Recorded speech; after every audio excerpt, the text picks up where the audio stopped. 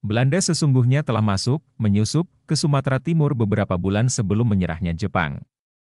Belanda mulai masuk pada bulan Juni, jadi jauh mendahului masuknya Belanda dan sekutu secara resmi ke daerah lain di Sumatera atau bahkan di Jawa. Mereka diterjunkan sebagai bagian dari pasukan ADCS, Anglo-Dutch Country Section. Hingga tanggal 15 Agustus ada 4 gelombang masuknya pasukan ini ke Sumatera Timur. Tujuan utama penyusupan mereka adalah untuk mengumpulkan informasi serta melakukan kontak-kontak dengan para pendukungnya bagi pelaksanaan invasi. Dengan menyerahnya Jepang, invasi yang dimaksud gagal dilaksanakan. Karena itu, semua pasukan yang telah diterjunkan diminta menemui pemimpin Jepang. Mereka juga ditugaskan memeriksa tawanan dan interniran, serta sebisa mungkin membebaskan dan meringankan penderitaan mereka. Dalam konteks ini, pasukan tersebut juga berperan sebagai RAP, Rehabilitation Allied Prisoners of War and Internees. Aksi pasukan itu dimulai tanggal 31 Agustus. Saat itu mereka menemui komandan tentara Jepang di Pangkalan Berandan. Pada hari yang sama, malamnya, dengan menggunakan truk yang diminta kepada Jepang mereka sampai di Medan. Sesampai di Medan, karena Jepang telah menyerah maka pasukan tersebut, yang dikomandani oleh Brongeest, dengan leluasa membebaskan tawanan perang dan interniran sekutu. Dan ada banyak lagi aktivitas lain yang mereka lakukan.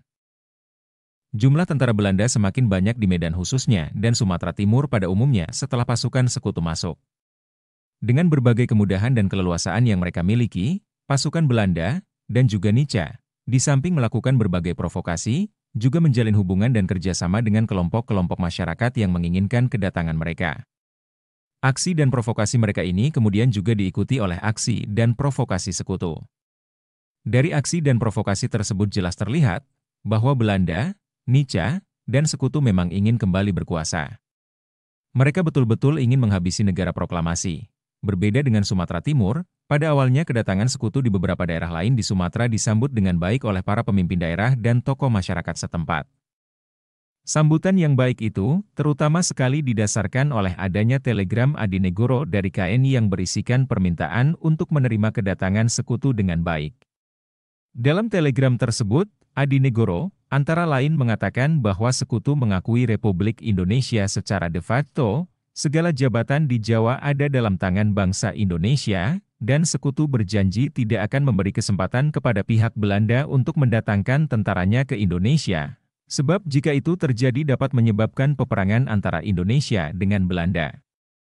Sambutan baik terhadap sekutu ini juga didasarkan oleh pernyataan yang dikemukakan petinggi sekutu bahwa kedatangan mereka hanya untuk melucuti tentara Jepang serta mengirim mereka kembali ke negeri asalnya. Berdasarkan telegram dan pertimbangan tersebutlah, maka tanggal 22 Oktober 1945 sekutu mendarat di Palembang. Mereka masuk kota tanpa gangguan dari masyarakat. Tentara sekutu yang ditempatkan di Palembang itu adalah bagian dari pasukan yang sebelumnya tiba di Padang.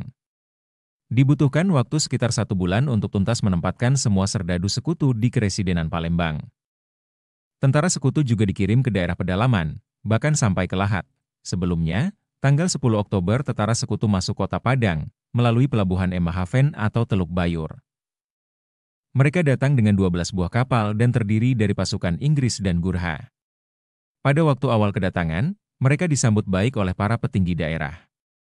Tidak itu saja, untuk membantu pendaratan, membongkar muatan kapal, Residen Syafei bahkan mengirim 300-an pemuda. Sayangnya, masih dalam proses pendaratan tersebut hampir terjadi insiden perkelahian atau pertempuran antara tentara sekutu dengan para pemuda, warga Padang. Karena tentara sekutu menurunkan bendera merah putih yang tengah berkibar dan menggantinya dengan bendera Inggris. Kejadian yang lebih buruk bisa diatasi karena adanya campur tangan petinggi Sumatera Barat. Hanya saja, dari pasukan sekutu yang baru datang, juga ikut membonceng tentara Nica, dan inilah yang kemudian menjadi pangkal bala bagi hubungan sekutu dengan warga Padang khususnya dan pemerintahan Keresidenan Sumatera Barat umumnya. Apalagi, dalam kenyataannya, tentara Nica kemudian sering memprovokasi dan membikin ulah sehingga menyebabkan terjadinya sejumlah bentrokan dengan warga Sumatera Barat. Kejadian yang sama juga terjadi di hampir seluruh keresidenan di Sumatera. Hampir semua keresidenan dan warga daerah itu menyambut kedatangan sekutu dengan baik. Namun karena adanya Nica dan juga ulah sebagian anggota pasukan sekutu yang mencederai perasaan warga Sumatera, maka bentrokan fisik tidak bisa dihindari. Sebagaimana yang telah disebut sebelumnya, Sebagian orang bangsa Tionghoa tidak menginginkan Indonesia merdeka. Mereka menginginkan Indonesia diserahkan kepada tentara Tiongkok. Karena itu segera setelah pengumuman menyerahnya Jepang, banyak pemuda atau orang Tionghoa yang mengibarkan bendera Kuomintang dan mengeluk-elukan Tiongkok. Reaksi seperti ini sangat nampak di Pekanbaru, di mana orang Tionghoa di kota itu banyak yang mengibarkan bendera Kuomintang di rumah dan kapal serta tongkang milik mereka. Beberapa waktu kemudian, kapal-kapal dan perahu-perahu milik Tionghoa bahkan tidak mau lagi diperiksa oleh Douane atau polisi Republik, serta tidak mau singgah di Siak dan kampung-kampung lainnya. Aksi ini menyebabkan tersendatnya dan terganggunya lalu lintas orang dan barang, serta sangat merugikan masyarakat dan daerah. Aksi yang sama juga terjadi Aceh, Jambi, Medan, dan Palembang. Banyak Tionghoa di Medan yang merasa senang dengan kalahnya Jepang dan sangat berharap tentara Tiongkoklah yang akan mendarat serta melucuti tentara Jepang. Sikap dan reaksi warga Tionghoa Medan ini menyebabkan terjadinya gesekan dengan pemuda dan warga lainnya yang mendukung kemerdekaan. Akibatnya, hubungan orang Tionghoa dengan Indonesia menjadi tegang. Hubungan yang kurang baik ini bertambah rusak oleh hasutan Belanda.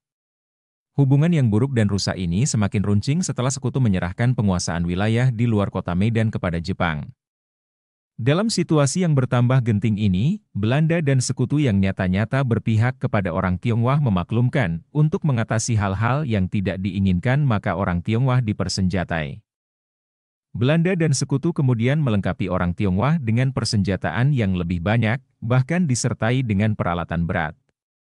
Di tengah dukungan Sekutu dan Belanda itulah akhirnya, tanggal 1 Januari 1946, kaum Tionghoa mengumumkan pembentukan pasukan Po Antui, sebuah milisi yang terdiri dari para pemuda Tionghoa yang bertujuan melindungi warga Tionghoa dari hal-hal yang tidak diinginkan, yang dilakukan oleh orang-orang yang tidak bertanggung jawab, namun dalam kenyataannya mereka mendukung aksi tentara Sekutu dan hadirnya Belanda kembali. Kelompok masyarakat lainnya yang tidak mendukung proklamasi adalah sebagian raja, keluarga kerajaan dan kaum bangsawan. Aksi penentangan dan pengingkaran proklamasi dari kelompok ini sangat terlihat di Sumatera Timur dan Aceh. Seperti telah disebut sebelumnya, para raja, keluarga kerajaan dan kaum bangsawan adalah kelompok-kelompok masyarakat yang bekerja sama dengan kaum kolonialis Belanda. Mereka banyak mendapat keuntungan dari kaum kolonialis dan mereka adalah bagian kolonialisme itu sendiri. 78 sebaliknya, kolonialis Belanda juga banyak mendapat keuntungan dari mereka. Mereka dimanfaatkan sebagai perpanjangan tangan kolonialis untuk memerintah masyarakat, mereka dijadikan sebagai ujung tombak menghadapi dan memerintah masyarakat. Ada yang menarik dari lokasi di mana aksi para raja, keluarga dan kaum bangsawan ini terjadi. Aksi-aksi pengkhianatan itu umumnya terjadi di kawasan timur bagian utara Sumatera. Hal ini terutama sekali disebabkan oleh karena di kawasan itulah sistem beraja masih berlaku dan betul-betul dipelihara oleh kolonialis Belanda. Di samping itu, di kawasan itu pula lah raja-raja, keluarga raja dan bangsawan betul-betul mendapat banyak, sangat banyak, keuntungan dari kaum kolonialis. Aksi-aksi penolakan terhadap proklamasi secara terang-terangan mulai dilaksanakan pada waktu yang sangat awal. Pada tanggal 25 Agustus misalnya, Sultan Langkat, Teuku Mansur, beberapa orang keluarga kerajaan, dan ditambah oleh beberapa orang mantan Ampenaar membentuk Komite Van Ontvangst. Komite ini dibentuk dengan tujuan untuk mengelola dan menyambut dengan mesra kedatangan Belanda kembali. Anggota komite ini juga mengunjungi kamp-kamp tempat orang dan pegawai tinggi Belanda ditawan Jepang. Dalam kunjungan itu mereka membawa berbagai bahan makanan. Penentangan para raja dan anggota kerajaan terhadap kemerdekaan RI juga terlihat dari sikap Sultan Delhi dan Langkat menerima Brongies, komandan pasukan penyusup Belanda yang pertama kali masuk ke Sumatera Timur. Tidak itu saja, para sultan tersebut dan sejumlah petinggi kerajaan serta mantan pegawai Belanda lainnya menegaskan kepada Brongies bahwa mereka akan bekerja sama Belanda dan mendukung kehadiran Belanda kembali. Bukti keberpihakan raja dan keluarga raja terhadap hadirnya kaum kolonialis juga terlihat tindakan mereka yang melecehkan pemerintah Republik. Pelecehan tersebut dilakukan pada saat penobatan Sultan Langkat. Pada waktu itu wakil-wakil Belanda, Sekutu dan Jepang ditempatkan di tempat terhormat, sedangkan Gubernur Sumatera MRTM Hasan dibiarkan duduk dan bergabung dengan undangan masyarakat kebanyakan. Dalam biografinya, TM Hasan menyebutkan penghinaan itu dilakukan pada saat meninggalnya Sultan Delhi yang bernama Amiluddin Sani Perkasa. Pada saat itu, pelecehan terhadap Republik dilakukan dengan hanya menempatkan Gubernur Sumatera, T.M. Hasan, duduk di salah satu sudut, pojok, ruangan istana saja. Di sisi lain keluarga Sultan Delhi yang menerima utusan Belanda dan Jepang dengan penuh hormat, menempatkan mereka di tempat kehormatan, panggung utama, serta juga ditandai dengan pengibaran bendera Belanda setengah tiang di depan istana. Sultan Delhi yang baru diangkat, Sultan Osman, juga mengingkari proklamasi dan mengharapkan perlindungan sekutu atas istananya di Medan. Dia tetap bersikap angkuh terhadap Republik dengan mengatakan bahwa konstitusi Republik akan menempatkan daerahnya di bawah dominasi Jawa. Sebaliknya, dia menginginkan adanya hubungan langsung dengan kerajaan Belanda di bawah seorang komisaris. Dia menginginkan agar raja-raja, kerajaan-kerajaan Melayu di Sumatera Timur, berada di luar negara Indonesia. Sikap dan perlakukan raja dan keluarga raja inilah yang akhirnya menimbulkan aksi rakyat terhadap hampir semua raja dan keluarga kerajaan di Sumatera Timur pada bulan Maret 1946. Pada saat itu terjadi revolusi sosial yang ditandai dengan pembunuhan keluarga raja dan tuntutan penghapusan kerajaan di daerah itu. Menurut Anthony Reid ada banyak raja dan keluarga raja yang terbunuh dalam revolusi tersebut. Perlu juga dicatat, tidak semua raja dan keluarga kerajaan yang mengkhianati proklamasi. Ada juga di antara mereka yang mendukung Republik. Salah satu contoh yang sangat bagus adalah Sultan Siak Sri Indrapura.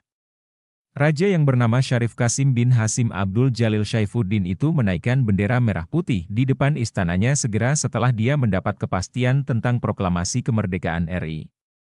Pada tanggal 28 November 1945 dia mengirim telegram kepada Presiden Soekarno yang isinya menyatakan kesetiaannya kepada pemerintah RI dan menegaskan untuk berdiri di belakang Presiden Soekarno dan Wakil Presiden Moh. Hatta. Dia juga menyerahkan harta pribadinya kepada pemerintah RI yang ditaksir berjumlah F13.000.00. Di samping itu dia juga menyerahkan berbagai jenis senjata, seperti senapan, meriam, tombak, pedang, kelewang kepada rakyat. 84 tanggal 28 November itu juga dia dengan segera meletakkan jabatannya sebagai Sultan dan menyerahkan dirinya serta harta bendanya kepada Republik. Pengkhianatan terhadap Republik juga dilakukan oleh para ule balang di Aceh. Aksi mereka ini juga dilakukan pada hari-hari pertama lahirnya Republik. Segera setelah mendengar pernyataan Syut Cokan Aceh, para ule balang segera membentuk panitia penyambutan kedatangan Belanda. Mereka merencanakan penyambutan secara besar-besaran. Mereka menyatakan pula dengan terang-terangan bahwa mereka akan melakukan pembalasan terhadap rakyat dan para pemimpin rakyat yang melawan Belanda, serta menyebabkan mereka lengser dari posisinya segera setelah Belanda pergi pasca penyerahan tanpa syarat kepada Jepang. Pada awal September mereka telah mulai memaksa rakyat untuk melaksanakan kewajiban tradisional. Melakukan kerja wajib paksa pada kebun dan tanah mereka. Salah seorang ule balang Sigli, tepatnya di Lameulo, yakni Teku M. Daud Cumbok dengan segera menghubungi pejabat-pejabat Belanda yang ditawan di Rantau Prapat, 15 September, untuk menyatakan harapan agar mereka selamat dan berharap agar mereka segera kembali ke Aceh. Dia dan didukung oleh anak buahnya juga menghimpunkan mantan KNIL. Tindakan pengkhianatan para ule balang juga diungkapkan dari aksi tanggal 12 Oktober yang menurunkan bendera merah putih yang tengah berkibar di depan kantor Gunco di Lameulo. Aksi penentangan terhadap Republik juga dilakukan dengan mencabuti poster-poster mendukung kemerdekaan yang dipasang pemuda. Lameulo adalah salah satu pusat perlawanan kaum ule balang terhadap Republik. Di daerah itulah rapat pertama yang diikuti oleh banyak ule balang dalam upaya mengembalikan posisi politik mereka, seperti di zaman Belanda, dilakukan. Di daerah itu pula rapat besar ule balang ditegaskan bahwa mereka akan mendukung berkuasanya Belanda kembali. Di daerah itu pulalah dibentuk sebuah organisasi yang dinamakan BPK, Barisan Penjaga Keamanan, yang dipimpin Teku Cumbok. Sebuah organisasi yang bertujuan menghabisi rakyat yang tidak setuju dengan mereka, merampok harta benda rakyat untuk kepentingan perjuangan mereka, serta menangkapi atau menghabisi rakyat atau pemimpin rakyat yang mendukung Republik. Aksi pengkhianatan para ule balang dilakukan di banyak tempat, antara lain di Sigli, Biren, Idi dan berbagai tempat lainnya. Aksi nyata mereka antara lain ditandai dengan menduduki Sigli, melakukan penangkapan dan pembunuhan terhadap rakyat. Aksi-aksi tersebut mulai semakin agresif pada awal Desember. Mereka juga berusaha agar tentara Jepang menyerahkan senjatanya kepada mereka. Di samping itu mereka melakukan aksi penembakan liar sehingga menyebabkan jatuhnya korban jiwa di pihak rakyat pendukung Republik. Aksi pengkhianatan terhadap Republik dilakukan oleh hampir semua ulama balang di kabupaten-kabupaten Aceh Utara, Aceh Timur, Aceh Besar, Aceh Tengah dan Aceh Barat. Bahkan pada awal Februari 1946, ulama balang di Aceh Utara dan Aceh Tengah melakukan aksi besar menyerang rakyat, yang katanya dilakukan sebagai pembalasan terhadap aksi rakyat yang membasmi kaum ulama balang, kaum bangsawan setingkat ulama balang, yang menjadi ujung tombak pemerintahan Belanda di daerah-daerah lain di Sumatera, seperti para penghulu yang menduduki posisi Angku Palo, Kepala Nagari, di Sumatera Barat, Kepala Kuria di Tapanuli, Pesirah di Palembang, dan Batin di Jambi, juga banyak yang merasa senang dengan kembalinya Belanda. Namun kadar keberpihakan mereka kepada mantan bos mereka itu tidak sekuat ulama balang, sehingga aksi yang mereka lakukan nyaris tidak berkesan.